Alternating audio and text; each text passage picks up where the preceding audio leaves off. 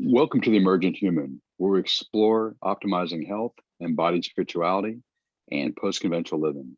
I'm Michael Ostrolenk, a therapist, coach, educator, and I'm your host. I want to encourage you to check out the RK Collective Mastermind, brought to you by the Perion Zoe. We'll be launching our second cohort in July.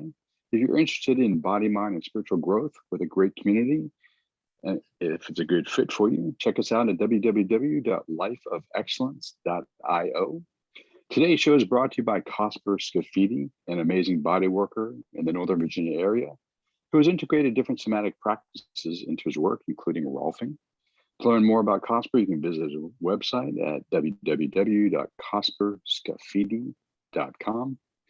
Our guest today is Alexsys Thompson. Alexsys Thompson is the best-selling author of the book, Power of a Graceful Leader, Flow, Integration, and Alignment. She's a keynote speaker, executive integration coach, member of the Forbes Coaching Council. Her work is guided by her life's mission to create safe spaces for souls to show up. How you doing, Lexi? I'm great, thanks. How are you? I'm good. It's great to see you. Thanks for being on the show. So what I like to do is in your book, which I've already shown, The Power of a Graceful Leader, you tell some amazing stories with case studies of how people opened up into various of the 6 tenets you share in your program. But for our listening audience, I think it'd be very interesting for them to get a sense of your openness that you had over time. And there's 2 that stand out that I'd like you to share, if you wouldn't mind. One is around a couple that you worked with and their loss of a child, which was just really sad to read. But it really kind of woke you up to a certain aspect of yourself and way you related in the world. Can you share that story? Yeah, I can. Thanks for asking. It was a pivotal time in my life. I was the mother of 2 very young children, and I was running a chapter of a missing children's organization in Texas. And I took the job with all the glamour, all the PR work, managing the millions of dollars of donations. And then children were going missing. And so when people see where the money's going, they call those numbers, right? It makes sense. Unfortunately for me, I didn't have a huge amount of formal training. I don't know if there is formal training in that, but formal training to get me through the search and rescue aspect. So I ended up making friends in that field pretty rapidly in law enforcement and outside of law enforcement. And we there was a case in 2000 where 99 to 2000 it straddled, where a young lady went missing from the college campus in Montgomery, the Woodlands, Montgomery, Texas. And it was the family was like well known in the community. They had a lot of law enforcement in their family. So it got a fair amount of press, maybe more than what may be considered normal, if there is a normal. And so they called, and I just said yes. I didn't know what else to say. So yes, I'll be there. Yes, we'll figure it out. And it was pivotal for me in a lot of ways, just as a young woman, as a mother, as a human being. And so the process unfolded, and we worked across state lines. We had federal, state, local authorities involved. The good news, which seems weird to say, but is true in this particular landscape, is that we found Melissa. We found her not alive, but we found her body. So it's tragic that we found her not alive. There's closure when you at least know you're not looking in the street every day for your child, trying to imagine what they would look like at 16, 20, 25, So in that, they found who committed the murder, and all of that stuff kind of got buttoned up, as good as it can be with all of the stress, drama, and trauma to the family that you could imagine. And her parents were, and I would guess I haven't talked to them in quite a few years, but really good examples of community-minded people who fiercely, of course, love their daughter. And in the space of them trying to figure out, okay, this is now a new fact in our life, and who we were prior to this doesn't look like it's who we're going to be after this, right? And we don't really even know how to get from the moment we're in hell to something other than this hell. And so a large part of that when families go through this is some kind of counseling, as I think you can imagine. And in this particular situation, they were coming to my home and they were receiving support there in the counseling mode. And I remember just being in the other room because we all got very quickly bound together through the tragedy. So there weren't a lot of barriers to entry to share just whatever showed up emotionally. And I just remember, and I share this story in the book, that she and her husband were saying, you know, he was upset, rightly so. She's equally upset, but it's manifesting itself somewhat differently. And in there's a willingness on her part to be upset, to be angry, to be downright fiercely angry, and also hold this thing in love and grace for another human being who did this. It looked like at the time, now the trial wasn't complete, but by all indications, this person did this to their daughter. And allow that anger to exist at the same time the love for humanity existed. And I had not seen that in action before. And I didn't understand, as a mother of two young people, how that could be. I always thought it would be one or the other, like most of us might get sucker punched into. And the display of her being willing to say, yes, this is bad. Yes, there's consequences for it. And can you imagine what he might have been going through or is going through now? I was like, who cares? You know, like I erased his humanity in that moment, but she wasn't allowing that to happen. And that was for me, in talking about the title of the book, that was one of those biggest graceful moments that I think a human being could probably display. And it was surreal and it was grounding for me. Yeah.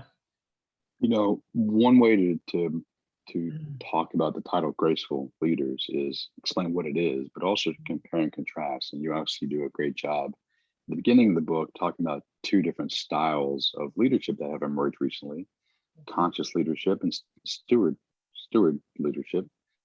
And then you explain how it relates to graceful leadership. That might be a nice time to can you explain those different types of leadership and Yeah. contextualize it in the kind of whole system that you've created? Sure. So I always feel, I don't know what it is in me, if it's I'll just say what I'm feeling. Like, I didn't really create this. It just kind of surfaced. Like, I think it's always been here, and I just gave it some words for us to try to rally around it. So conscious leadership, if you read about it and how I take away, now someone else may take something else away, is the ability to be in choice, right? Like, I can choose this or choose that. I have enough intellect and emotional EQ to understand the consequences with either choice. Perhaps I've developed enough intuition to even uncover unintended consequences before I have to experience them. So that's a conscious awareness. It's kind of being in flow with all things in the situation you're involved in. The servant steward leadership is really just the idea that a leader can serve from something other than the top and something other than command and control, which is a little outdated for our time. I mean, not to say it doesn't have, a moment here and there where it needs to show itself, but it's really just moments, not ways of being anymore. And so the graceful leadership for me, how I try to wrap it up so it becomes practical and not just this lovely theory that we play with, which I love doing, but if I can't move it into action, I get a little frustrated. So for me, graceful leadership takes that conscious awareness. It allows intuition to play a part. It understands accountability and the choice dance that we all do and lives into that.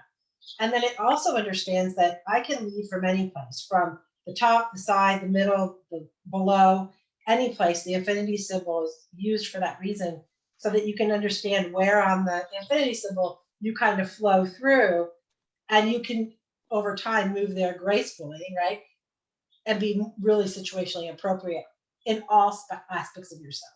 What I have found with working for leaders for a few decades is that most of us can do that intellectually. We got where we are because we're smart cookies and we pushed through and we worked hard. But the gaps started to show up, senior director, VP level, and the next step where you're doing a lot more influencing than you're doing. People were starting to show up with gaps, and most often was a heart-centered gap. They just didn't trust their own knowingness enough to fall into that. And so they couldn't embody their own leadership, which is the grace center. So your heart center is where your heart is, right? And then right around it where soul exists, and if you study chakras and things like that, that's what the grace center is. It's the energy force that actually is around your physical heart. And when you can start to be in that, and when it's uncomfortable, being in when it's joyful, all the things that come and go, you start to embody the leader that you are. And then the grace, the consciousness, the servant, all of it just kind of gets really quickly in a line.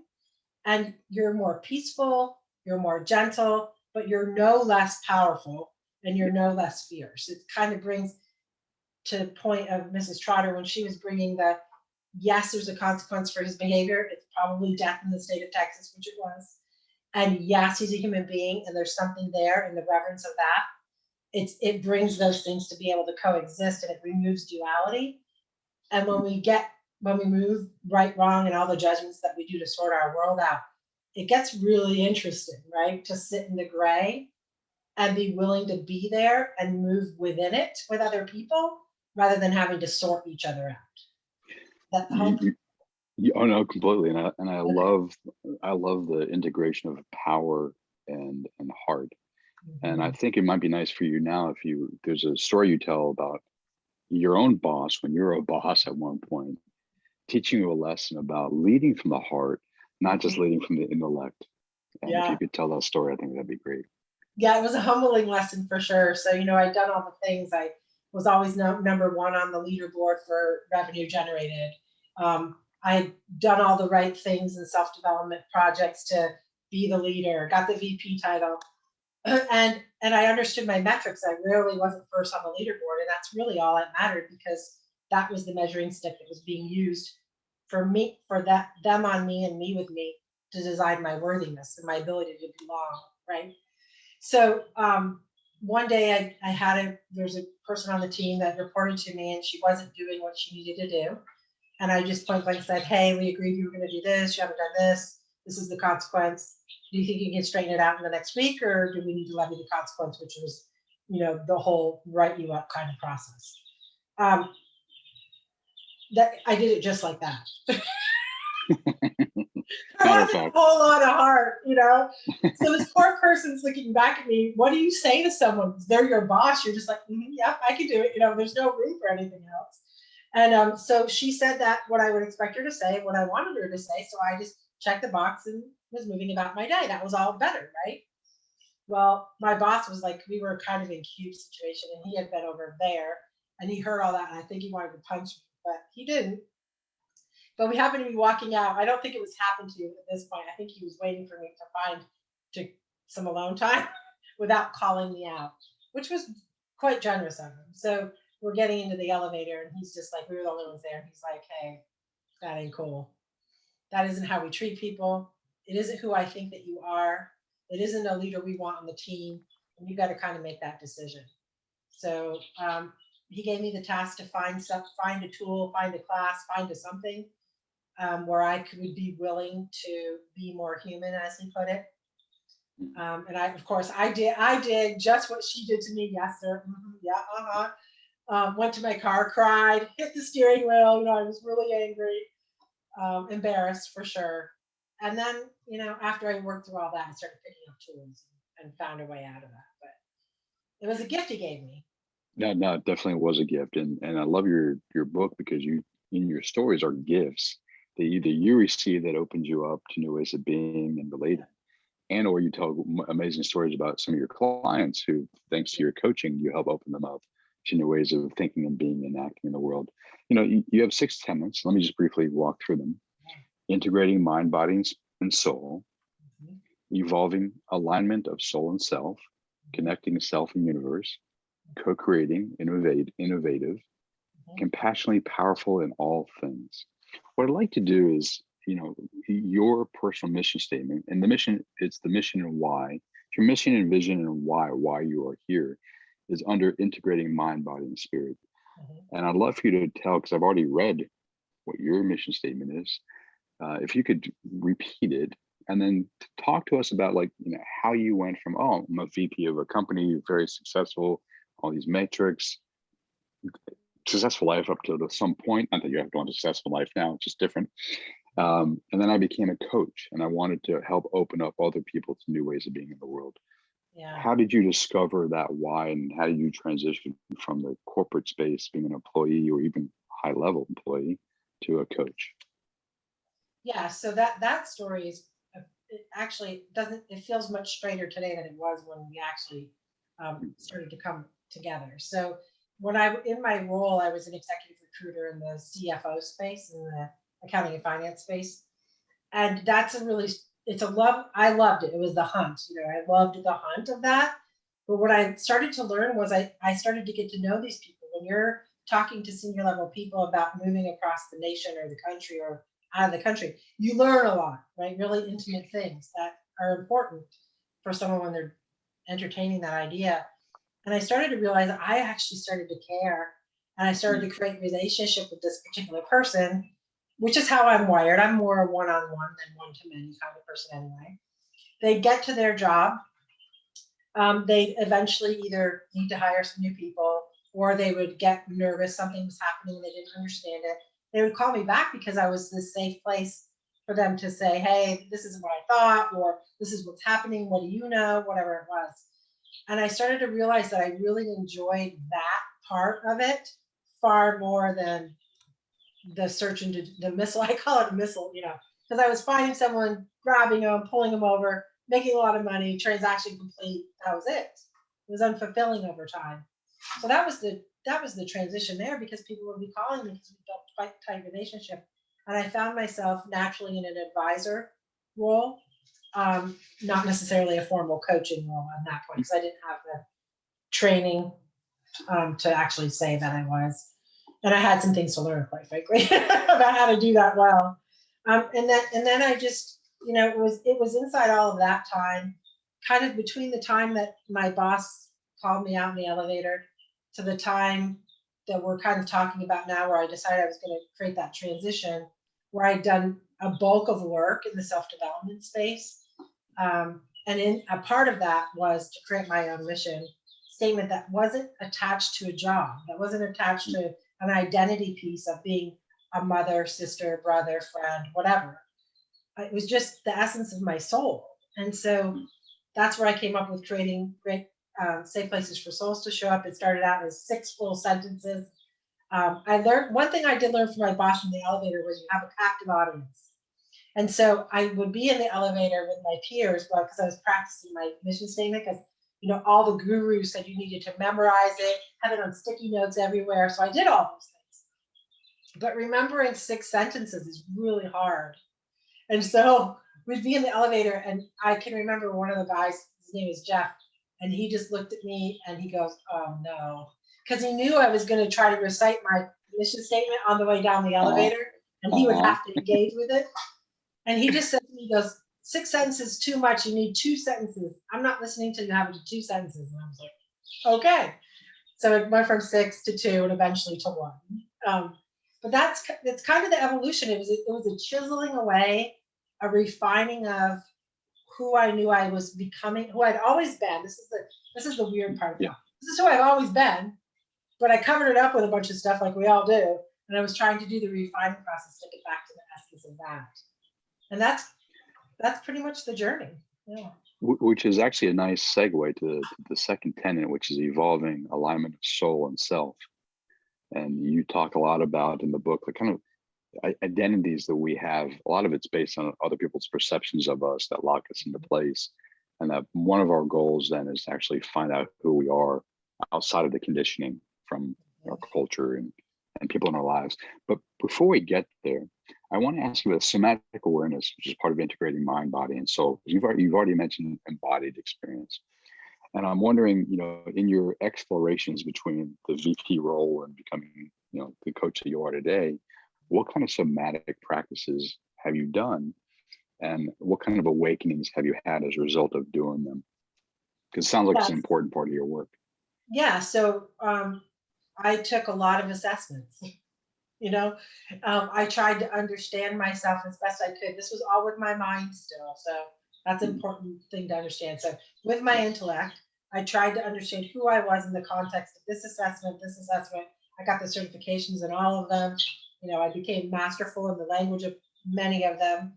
And then I sat back, and much like I think all human beings, because we live longer and we're gifted and we don't have to do survival for so long, I just said, this is so flat. Like it's not robust, it's not dimensional, it's not dynamic, it's extremely like flat Stanley-ish, you know?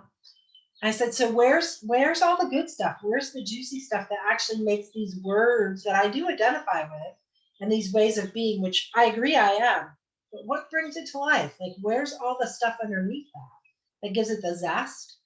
So then I started diving into a lot of different spiritual practices. I have multiple different meditation practices. I actually prefer contemplation over meditation now. I found that just works more for me. I have a fair amount of physical practices that I have, where I have meditative walks. I combine the two often. My gratitude walk is a staple. I have a sauna that is vital for my health and to just detox emotionally as well, that I use on the regular. I eat rather well most of the time. You know, so I have a regimen, and each one of those had its own awakening point. You know, when I realized that I could, and this sounds silly, but I'm like, I can control the food I eat, and it can also be food I like. I mean, that was an epiphany for me. It seems so stupid, but it was. And so I worked through that barrier, and that took me a while. Or, yeah, I'm getting older and my body kind of hurts in certain places, but it doesn't mean I have to stop. I just need to be smarter about how I do something I do now than 20 years ago. So it's all of those things kind of put together. I would say right now, embodiment is the space I'm spending most of my time, because I've done the intellectual part was the early half of my life. The spiritual part was midlife and continues. But working with nature and being in my body and fully having all of my senses and turning on senses that I didn't know I had, right? Psychic, you know, all of them, learning where the levers are to turn them all on is my jam right now. And it is exciting. Yeah. Well, and speaking of nature, are you in a place to talk a little about your center? Yeah, oh, sure. Okay, So cool. this was, you know, another pivot point for me was through my gratitude practice, the awareness that I love mountains, fresh air, and fresh water. I was sitting in a suburb of Houston. None of them existed. I had to leave. So I thought I would, you know, when we start to connect with our higher guides and our higher beings, that are all us, of course, we try to, at least I tried to negotiate, right? So I was like, okay, I'll move to Austin. Okay, there's fresher water, fresher air, and there's hills. Okay, I'm going to go there. And so I did that for 3 years, but still spirit was like jamming me up, going, yeah, close, but not close enough. So then I was like, okay, I'm going to go out west, because I've never been out west, and nothing hit. And I came home to my home state, which I said I would never, ever do, ever. And we found a place in the Green Mountains, and I hit my knees in tears, and I knew I was home at every level of my cellular being. And we bit the bullet, and we're building a very intimate, community-based sanctuary here it's called Ubuntu in Vermont. So it's pretty That is powerful. awesome. It is. No, that is powerful. You know, you mentioned a few times, and you mentioned a lot in your book, gratitude. You already mentioned a gratitude practice.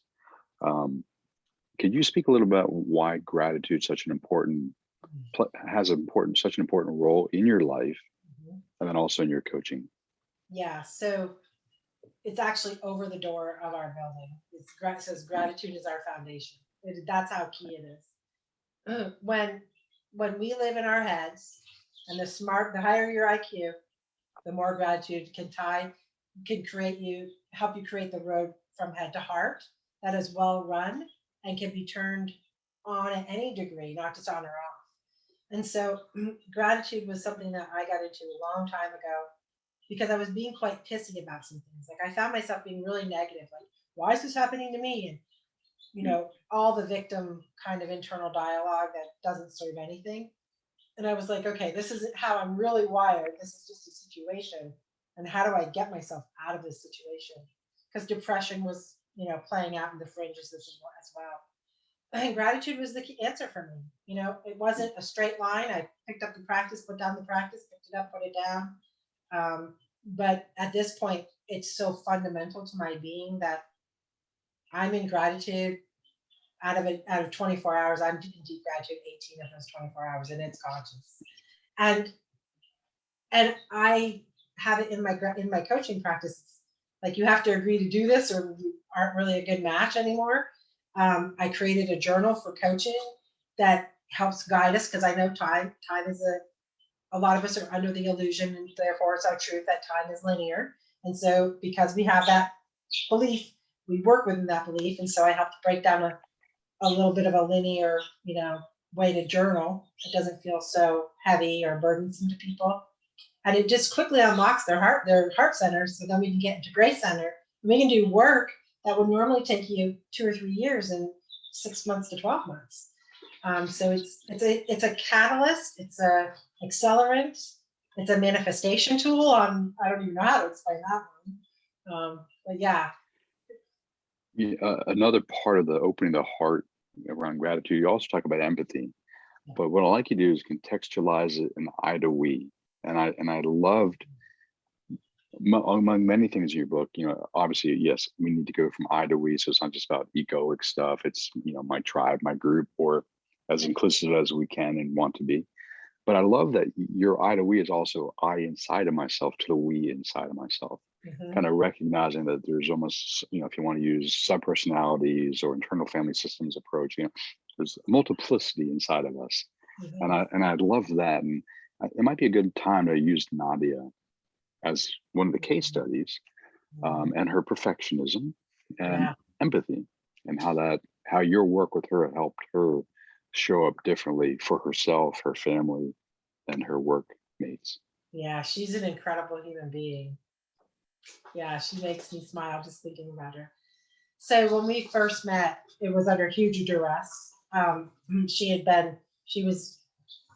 She's a long-time employee, so she wasn't at the risk of losing her job yet. That also isn't the culture where she is, but she was at the risk of definitely plateauing her career, and because there was an EAP claim against her for racism, and so we had to dig it. I mean, she meets her coach, and day one we're talking. She's having to talk about, I'm not a racist, and I'm trying to gently hold a mirror about how we all are. I am. We all have those biases built in, whether we're aware or not aware, based on whatever the thing is that we're doing. And did that mean that she was a racist and had egregious acts on someone else? No, that wasn't true. But there is an essence of that inside every being. It's a survival thing. And so we got to explore some pretty intimate things really, really quickly because of that particular topic. So we don't normally get that deep that fast, but because she did, and because she was so raw in the moment, she was willing to be uncustomarily uncomfortable for longer than most people are willing to do it. And in there's the opportunity for mass transformation. And so Nadia is an extremely deeply heart-centered person, but if you met her on the street, there would be no experience of that back then. And even now, it would be hard for you to see it. It's there, and she's working on, making it more visible. But it wasn't available to her, to her daughter, to her husband, to her employees, to the world. And it was a huge gift that she was restricting, right? So part of this brings us back up into the tenet of evolving, because there was a giving and receiving imbalance in her life. And I could identify it because it was core for my life as well. And I think a lot of Americans, quite frankly, have this thing where we are more than willing to give everything we have: time, money, clothes, resources. But God forbid that we ask for and or someone offers something they say we need and allow ourselves to receive it. It is such a conundrum for people. And I used to be one of those people. I'm not anymore, but it was a healing that when she entered into that and she understood that people were offering her things that didn't have strings attached, or she could trust her own discernment skills to know when there was a string attached and how to set a healthy boundary if she didn't want that string, or to say no if that wasn't welcome. That's when her heart center started to blossom, because she created her own safety for herself by being empathetic to her, which goes back to the many versions of ourselves. Because you guys, we survived our teenage years. There's at least 12 different versions of ourselves during those years, if nothing else. And so being able to go back and just soothe and reparent if needed, or just be with that part of yourself that held on to something. And at 17, you didn't have the skills, but today at 54, I do. And just make it okay and offer the skills back at the time where the hurt happened. It's life-changing, because once you can get safe in your own stuff, in your own body, there's nothing to fight for anymore. There's nothing to hoard. You just become more loving. Yeah. I use the word perfectionism because that's kind of how you, when you do the case study around her, could you just do a few moments explaining, how perfectionism fit into her and your work helping to unpack that and kind of live differently? So it started with a presentation of self. So Nadia is someone who presents not a hair out of place, everything matched. That's not good or bad, but that was how it got presented. And it's the experience you had of her was, wow, I wish I could be so put together. That would be your internal dialogue. Wish I could be so put together as Nadia, or I wish I could whatever. But behind all of that wasn't the experience that was happening for her at all, right? That was her strategy or her coping mechanism, and we all have them. So she's not wrong or right for it. It just was the one that she picked up. And so that didn't stop there. It was, can be very detailed, and she's that's one of her strengths. But as you rise into a senior VP role, you can't do that anymore, right? You can, but you can't, Right. Right. There's a lot of breathing room in here for others to take up that space. And when you as a senior leader do the nosedive down into here where you really don't belong, you send a big message. A lack of trust of yourself or others is just the easy one to pick up, and there's a whole bunch of other ones. And so those are behaviors that was being exhibited. And once she could see that, then she had to get really honest in why she did, because it was a trust issue.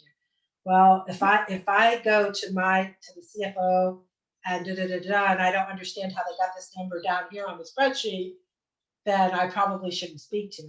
And I was like, so she had to get there and do that work to understand, well, you hired this person.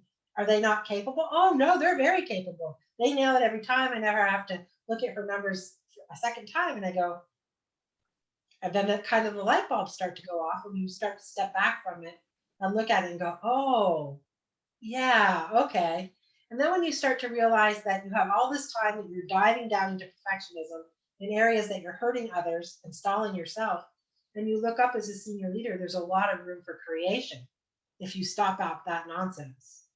And so she was able to redirect her energy to more strategic work, which is what they needed from her. Once she was able to set some healthy boundaries, clean up some areas where she didn't trust the person, because that was true in some areas, and then just let go, and when she would feel nervous, each of her direct reports, she would say, hey, I'm having one of those perfectionist moments and I'm feeling nervous about this particular thing. Can you assure me? And then they would double check, not her. And they would come back and assure me.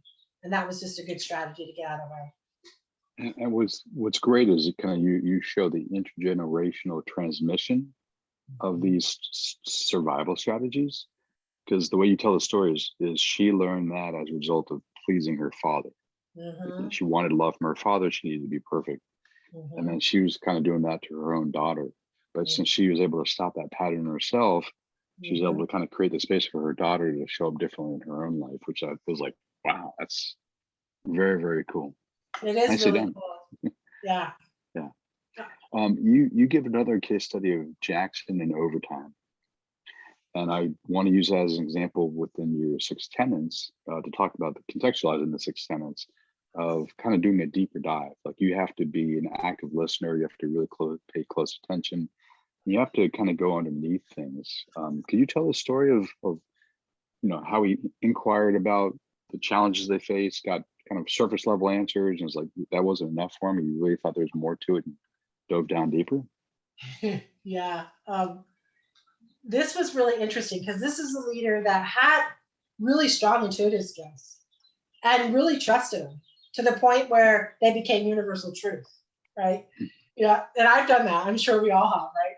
So this was a case where this was a leader that did have a knowing and it's like that gut reaction to a particular thing and didn't necessarily understand the real why, but could create a really good story on the surface level. And then started to understand that if he could do that, then you could do that. And I could do that. So that maybe in some areas, other leaders were also doing that. So he started to get really, really good with his inquiry, right? So how do I ask that without off-putting my buddy, right? And say to him, hey, I think that you're screwing up. That's really why all the hours are there. But I really can't say that. So how do I gently inquire without making him look bad or feel bad? And perhaps I'm wrong, right? That was an evolution for him to say, maybe in the inquiry, I'm willing to be wrong. And so once he got willing to admit that maybe he didn't have all the facts or his story could be wrong, there was a different third story even that could evolve. That's where getting in to understand all of the hours and all of the things that were going on in the organization started to be, I don't know what the word is that I'm looking for. It started to like uncover many different subsets of truths. This was a little bit of a shell shock.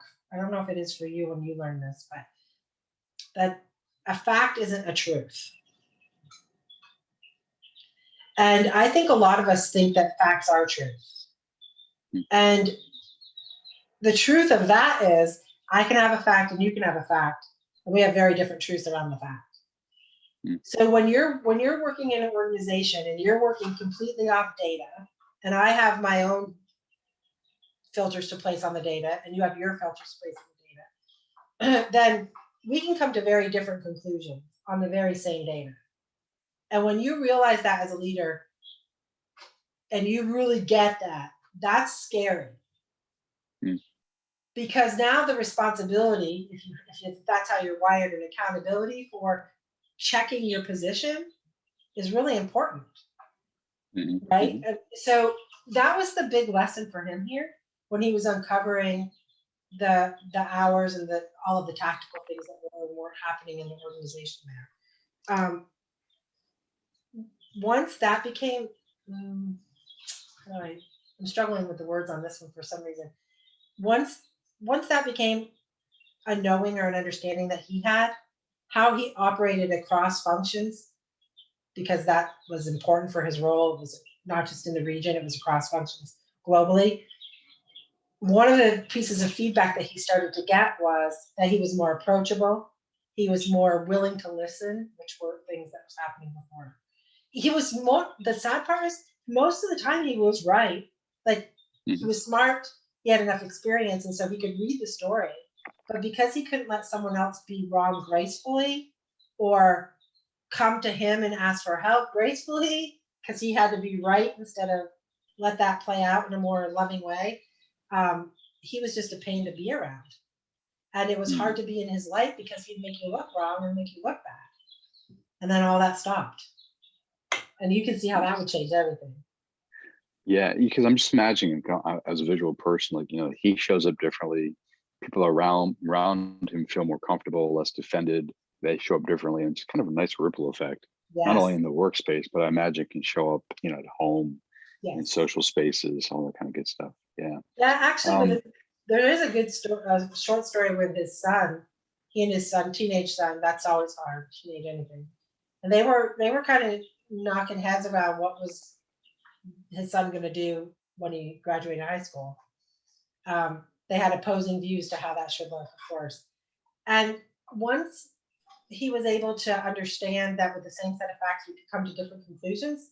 He just got curious, like, how could we both have the same facts, the schools, the studies, the cost, all the things, and he's picking that one, and I'm picking this one. How could that be? And then they could get in real dialogue, and then his son explained to him some key things that hadn't been in the kind of the pros and cons list, but were important and unspoken. It changed everything. So it's kind of cool. No, that's very cool. Yeah. So the 6 tenets, we talked a little about integrating mind, body, and soul. We talked a little about evolving, aligning of soul and self, connecting self and universe. We talked about I, we, empathy, and gratitude. In the co-creating the innovative space, you talk about being post-conventional and problem solving. And I have to pick on that one because it's my tagline of my podcast, post-conventional living. You know, what does post-conventional mean to you? And how do you work with that concept with clients who are working in most cases, I would imagine, a very conventional space? Well, didn't COVID bring that up for us? Yeah. I mean, we got handed the best and the worst in that scenario. But Yep. I would say that's a really good example of post-conventionalism, because we were doing things like this, and then all of a sudden we had to figure it out really quickly without a lot of vetted data, without systems most likely in place, and we all had to go home and work. And when someone is willing to be co-creative, and I don't remember if this story's in the book or not, actually, now that I'm thinking about it, but it's not. Because it's COVID time. I had a client that was looking at going virtual part-time. They were looking at 2 days a week, and then, that was it. And that was a stretch. The senior VP of the North America and South America was like, I don't even want to do that, but if these millennials need it, we'll figure it out, kind of thing, And so the HR partner, pretty astute guy, was getting all the systems in place. And it wasn't supposed to happen until it would have been July when they first beta tested it. But in March, it went full on, right? So we had a senior VP who was like, this is the dumbest thing ever. We've always, in oil and gas, it always works like this. We never do anything different. To now, oh my Lord, this leader is like, their main office is overseas. And so the overseas office is saying everybody's going back to work 5 days a week. And the senior VP is like, no, we're not. No, we're not. That is not how it's going to work. It's becoming a recruiting issue. It's becoming this. It's a quality of life. Like, what? It hasn't a year and a few months. And we had that kind of swing. But it was because of that influence of that tragedy, crisis that we were all facing together, that co-creation was able to come into play. Let me ask you about, because you mentioned millennials, and let's put COVID aside for a moment. Yeah. Because one of the things I take away from your book is like being curious, inquisitive, and like how people show up and how they want to live their lives. And it seems to me that millennials are showing up a lot differently as a generation than the previous generations, including ours. And that I don't necessarily like to use work-life balance because it's dynamic, but they want to have a life outside of work. They're not willing to do like unpaid internships for 50, 60 hours a week, all that kind of good stuff. And I could tell you funny stories and horror stories and like, well, that's pretty cool stories around millennials, but we won't go there. What are your thoughts in terms of post-conventional living, in terms of the millennial generation almost forcing businesses to start thinking different, both as clients of these businesses, but also as employees of these businesses? What are you finding? What am I finding as far as what the hell millennials are responding? Well, how are like the businesses that you consult for, how are they responding or reacting? Could be a reaction in a negative sense to the the changing dynamics that millennials bring to the workspace. Yeah, in a really cool way. And I'm not sure if it's because the type of leaders that are drawn to me are already going to be wanting to innovate, because that's kind of what I call in. So I want to table that a little bit because I don't work with folks that aren't willing to do that so much anymore. That's true. So Yeah. there. I'm finding a lot of innovation. And so the senior leaders that I'm working with tend to be between 50 and 65. They're the key strategic leaders. And so many of them are actually having fun with this. And they're like, hey, you mean we could have had a job that was our purpose and was like our life mission? What have I been doing for 30 years, you know? So Nice. so they're kind of like, yeah, that wasn't my plight in life, and that's okay. We get into that later in their coaching, most certainly, but I think that's a cool thing, and they usually have kids that are in that age range. And they're like, I do want that for my kids. The dilemma starts to be, or where the contraction that I find in the innovation, if it's to be there, is just the systems don't allow that type of innovation. Like the systems we're currently working in aren't, they haven't caught up. And so we're creating systems as well as innovating at the same time. And that can, when you're the senior leader looking at your risk analysis portfolio, that can be a little, worrisome. But for me, most of the leaders, like we just had a new CEO come on, and we're doing, how he's presenting himself to all of his staff and still virtually because they're global, is we're doing fireside chats. So he and I are going to get on and we're going to have a fireside chat about who he is, Cool. where he wants to go, and what he wants to do live for his whole organization. Wow. That's purposeful. Transparency. Yeah, that's transparent, and it's evolving, and it's meeting people where they are. And so for me, I would have to say I'm happy that I have a client base that's embracing this. Yeah, no, seriously. So, Yeah. my last question for you is specific to the 6 tenets under the compassionately powerful in all things, and you kind of just touched upon this now. One of them is create room for flow while maintaining structure. And I think you little kind of tease us with it because, like, okay, COVID is forcing some shifts. The systems have to catch up with the requirements, the legal and regulatory and fearful requirements of the pandemic, but also a whole generation, the millennials, are kind of forcing changes too. And then technology. I mean, you have the whole digital nomad phenomenon where people can work from anywhere around the globe at any time and do their thing.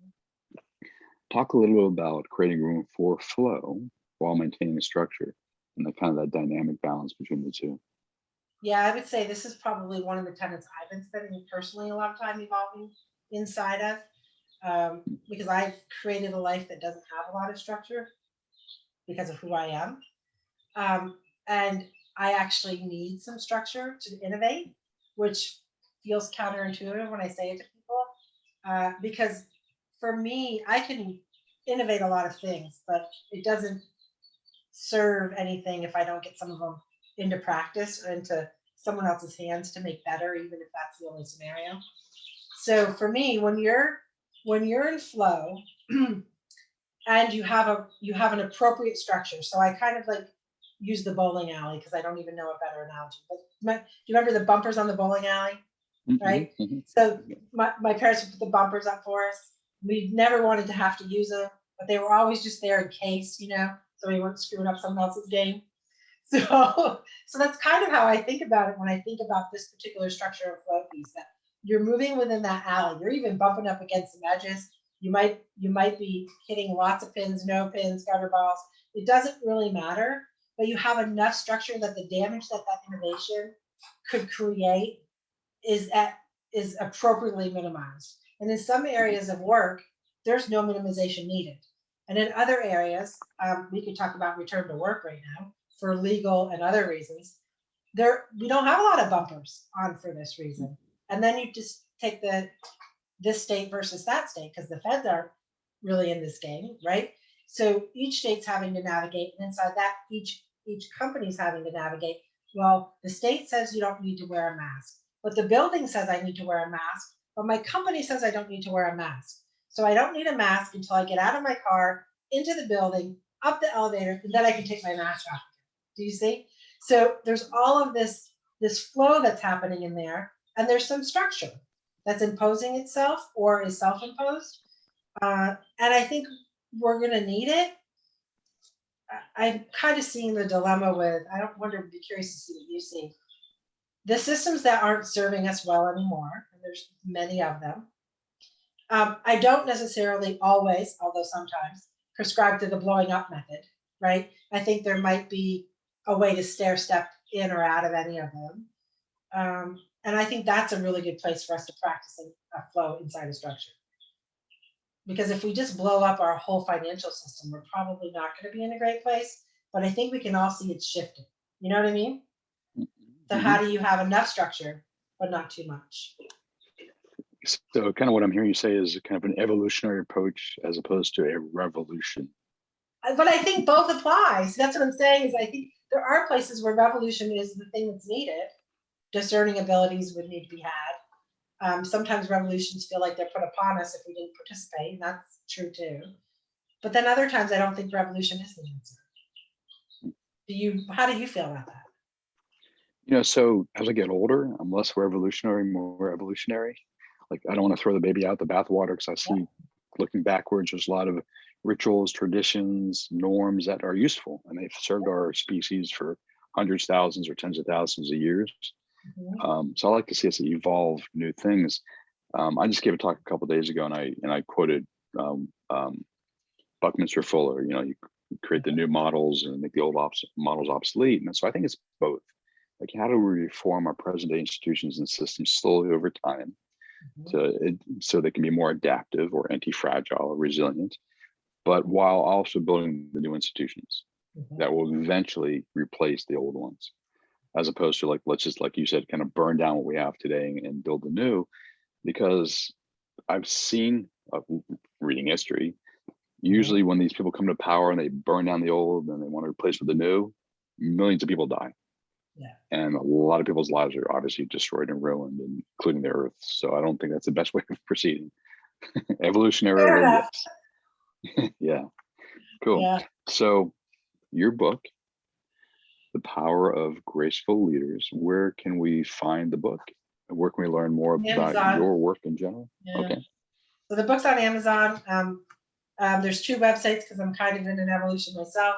My name, alexsysthompson.com, and then the place we're creating is called Ubuntu, safehaven.com. So either places, I can be found, social media. And if you're interested in chickens, I have lots of really cute pictures of chickens because we're getting into that whole scheme of things recently. So yeah. Actually, speaking of that, no, let me encourage you to plug yourself on Instagram too. I'm sorry, I didn't hear you. On Instagram. Oh, if they want to follow, like you. Yeah, it's all at Alexsys Thompson, Alexsys Thompson. Yeah. Okay. Well, in the show notes, we'll make sure to include both websites and then your Instagram account too. Thank you. Alexsys, this has been great. It's great to talk to you. Congratulations on your book. Thank you. Let me encourage everyone to check it out and then to seek you out and hire you to coach them through these necessary evolutions we now face as we transition, like I like to say, from industrial to the post-industrial. So thank you for your time. Yeah, thank you. It's been great.